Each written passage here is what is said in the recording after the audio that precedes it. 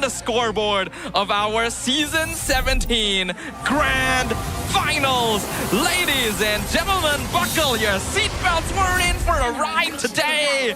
Starting things off with game number 1 in the land of dawn. It's going to be the Selangor Red Giants up against Team Vamos. And Broken Walls will be on the map that we play on. SRG finds himself on the blue side with Vamos on red. Act 1 of the final chapter here. And let's see, I'm looking at the XP lane. It's so many things right now. It's making sure that you can control that mid lane, and even as much as I want to believe that the EXP lane is going to make a huge impact, I think it's only later. For now, the laning phase should be pretty dead in the water. We can already see that mid lane trade is going to be going as per usual. Yums will scout out the jungle. He knows that Area 404 is on the top half of the map, so Sekysss should have priority over the Little Wanderer and will be able to secure it. I gotta ask you, Gideon, what are we looking at in terms of lane dynamics here? In terms of lane dynamics, I'm expecting that Innocent should do a pretty okay job against Natco, but it looks like Natco is really taking advantage of this laning phase, which is great. It's great to see. He will eventually start building up into the lead. I don't know whether he will get the river crabs, but maybe if he gets some help coming in from his mid lane, that could be a possibility. Bottom side, nothing should happen. Essentially, Sekysss, because he showed up by Little Wanderer, this is very possible for Arrow 4-4. All set up by Clawkun and Zqeef, right? Setting up the freeze and chunking up both Stormie and Yums. You force their recall, and you are going to start allowing these highlights to go for the invade, which is something that Vamos would love for. Now Arrow is almost a full level ahead of Sekysss. And I like this a lot. I like the play coming in from Vamos. I like the fact that we're saying, hey, we just need to slow them down to take the Little Wanderer so that Arrow 4-4 can get his retreat back up for the right time. And that's exactly what they find, right? It's all these small little things to put Sekysss in a position where he can't hit higher levels quickly. And look at this freeze. This freeze is extremely brutal. SRG have to brute force their way, trade their help just to free it up for Stormie, but Stormie is still a full level behind. So I'm not sure if they have what it takes to contest for this objective, considering that Clawkun has his Crimson Beacon. But SRG, they are not known to back down from a fight, and Vamos, they're gonna lose the putt down to 50% health. Kramm in with the flicker as well on the Arrow 4-4, but the boom connects, and the crowd control is just too much. First blood for Vamos. The turtle does go over to SRG, so at least they get something. They try to turn for the fight here, and now Vamos is trying to take something back at the very least, invading the jungle, stealing one of the side camps, and looking for a second one at the same time.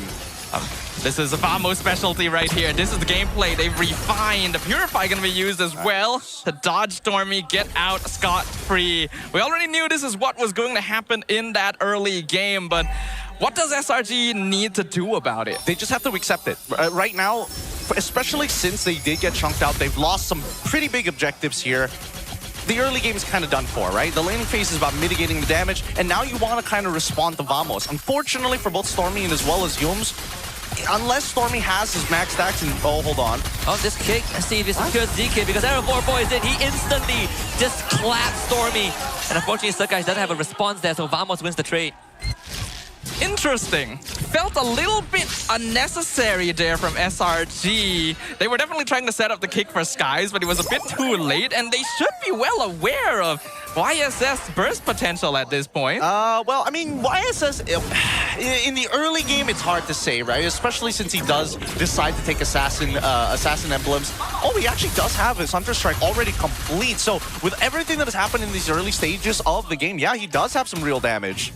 And some force back as well as a bit of that foresight prevented a death. But Arrow 4-4, he's still hanging around. Let's see if Innocent's tendency is going to get him killed in that top lane. And Arrow 4-4 is going to show himself. Innocent does have the Purify and the Zaman Frost. Instead goes on a 1v2 spree. And again, Innocent, always reliable. Okay, 15 seconds left. After his Zaman Force had finally expired, I'm only going to assume that his ult is going to come back in about 20 seconds or so after the Lord actually spawns here. We'll see in just a little bit, but I don't think he's in any position to fight for this as well. It might be just a quick lane swap. Yeah, the question is whether or not SRG actually wants to contest this second turtle. It's pretty clear that Vamos are in a comfortable... Hold on. Looking for Sepat, gonna force his ulti out. Okay. That is some important resources that allows Vamos to frontline. This could give SRG more leverage to walk up to the turtle. Oh, okay. All right. So they chunk out. They get the big ult as well. Wait, hold on. Yums, please. Oh, they drop the carpet. Here is Zqeef. barbell traded in return. So guys will get the objective, and Kramm makes it back to the bottom lane in time to prevent destruction from going. But Aero 4-4 still cashes in on the entire play.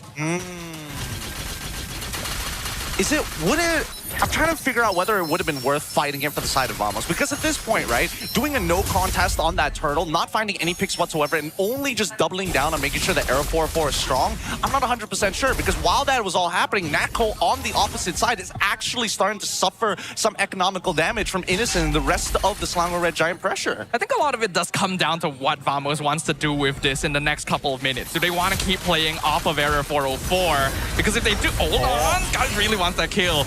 Even forced down the glorious pathway. So SRG starting to up the tempo a little bit. Yep, they were trying to force out the Purify, but they fished the Crimson Beacon, which is just as good. A revisit into the top lane, or a potential one from Aero 4-4. But without the glorious pathway, Innocent still having the Purify, it's not going to be an easy angle to approach.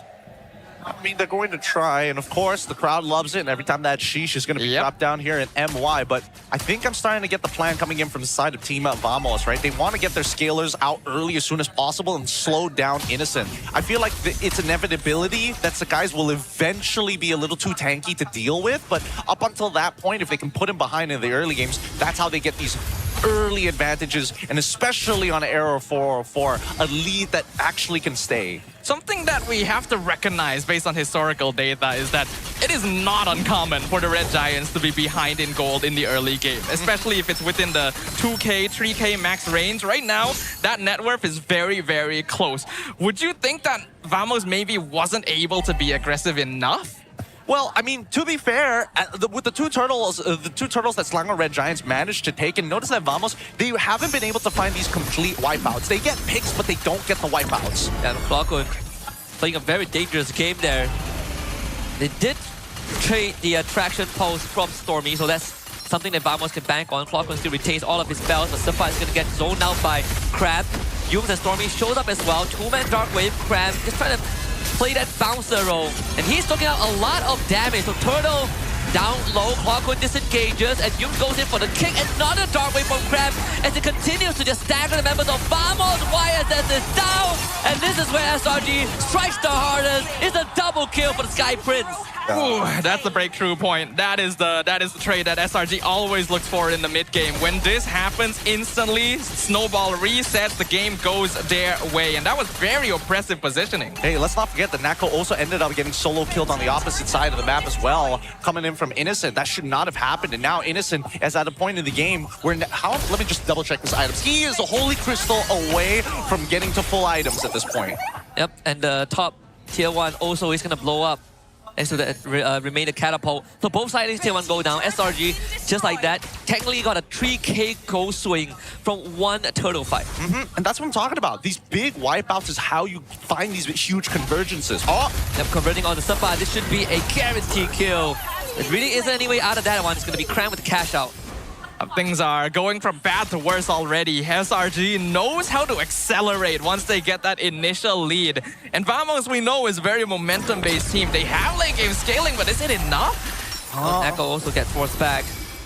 I mean, one thing that you did brought out earlier on Sadafa is kind of the damage profile, right? Vamos relies a lot on Aero 4-4 to do that. And that's why Kramm is such a good bouncer as they keep on staggering the front lines of Vamos. Zqeef has to use the carpet just to get out. Still got to make the attempt though, right? Again, it's just constant pressure from SRG on two lanes. Oh, it's 1 second away from the Oh no! to get it.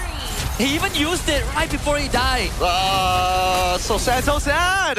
It truly is a 0.5 second too late and 0.5 second too early moment where you're just hoping that it just falls in the right timing. But I feel like even if he did get it like a 0.5 second earlier, I think he was dead regardless. There's just too much, and now they're going for more. Yeah, Zqeef is going to be dead as well. And unfortunately for Clawkun, he's forced to Crimson Beacon just to get out thanks to the traction pulse. Almost another 1K goalie going the way of SRG. And I think Vamos will have to admit this Lord. Aero 4-4 will go on the split push. Yep, they can't deal with this right now. The mid game is already coming around. Guys is in a much better position than he was before. He's got damage items all ready for the War Axe on top of the endless battle, and yet we see this. Yep, Aero 4-4, he used Mountain Shocker and saw his death. And without the Traceless, They can't trace the meter. It's killing spree for Innocent. Yep. Again, great calls coming in from SRG side. They realized there was no contest. There's no point doubling down on multiple people. Sekysss got this. Let's just take everything else. Yeah, Natco, they're placing duet. Might be a panic button there.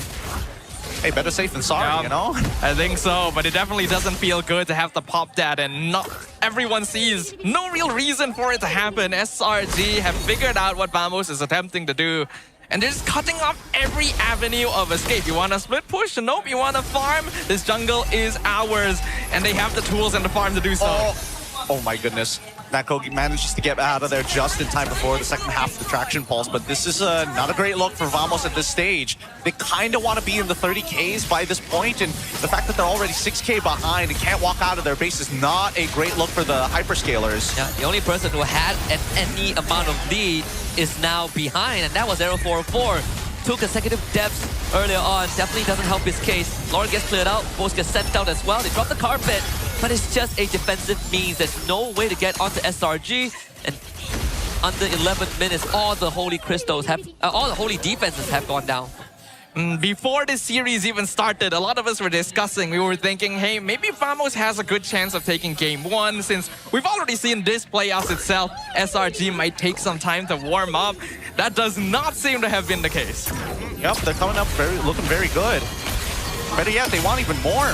Wow, Sepat, it's this result. They got everything. Yeah, it's almost every key resource out of Vamos. Sure, there's gonna be no push from SRG, but they're slowly chipping away at the structures. And Arrow 4-4, he wants a flank angle. And I think Vamos, they're gonna make the call to make something happen. That's gonna be a kick though onto Arrow. He is so far from home. And the chase from SRG. Arrow still ends up getting away. But Kramm, he's on the back line. He's on the Natco. Natco gets traded back. Mega kill for the captain. And Zqeef, a second casualty. SRG still comes out with that win. A great escape from Error 404, but they lose their goal later in exchange, which is just not worth it. And now there's 4 members of SRG in the base. And Kramm once more with the flicker. Attraction pulse, brings Clawkun back. He's got to purify out of that. Sepat holding the front, but the Diamond Force doesn't finish him off. Innocent willing to dance this all day along. And SRG finally makes the call to back off with half a minute on the Lord. Maybe not. Hold on. They still want more. Sekysss. Can he get out of there with the barbell? Punch him! They don't have it. Clawkun not in range. And Kramm does go back. This should be where Kramm falls. And finally, Vamos gets something in return. But Innocent still at the Diamond Force. Arrow 4-4 is in here. Comes Jung with the kick. And Innocent delivering on a silver platter. Has a mega kill. Oh man, Kramm was sitting there for a moment thinking like, do I really need to save my jungler right now? Because he could have just let his jungler die and then just got back into the fight later on and maybe make something happen, but he understands his role. It's like, okay, it's not about me this time. Just take me first. We'll get the next floor. We'll make it work after that. Sekysss is going to be worth a little bit more money than Kramm at this point, so it does make sense from a trade perspective, but SRG definitely didn't need to stay as long as they did in that one. Considering the network difference, though, doesn't really even make much of an impact. They get the Lord. They've got an 8,000 goal lead at 13 minutes. And while Vamos were able to find something there, you can tell they are starting to lose composure. I don't think Vamos made the wrong decision. I just think that they didn't know when to stop it, right? They said, we want to like force the fight. Okay, but at how many do we stop at? Do just 1 pick, 2 pick here? Like, well, what's the deal? And I think that Vamos really need to figure out what exactly those parameters are so they can maintain that discipline. One of the challenges that Sepat did talk about Vamos is how once things start not going their way, it gets to them, right? And right now, SRG seems to be living rent-free in their head. Traction pulse onto Sepat, a kick, a follow-up, the stagger. Sepat can't even move. And with the Lord still pretty much healthy, Vamos will have a lot to deal with. That's 2 for Kramm already. Innocent on a monster kill streak. There's no resistance for Vamos in game 1. And Selangor Red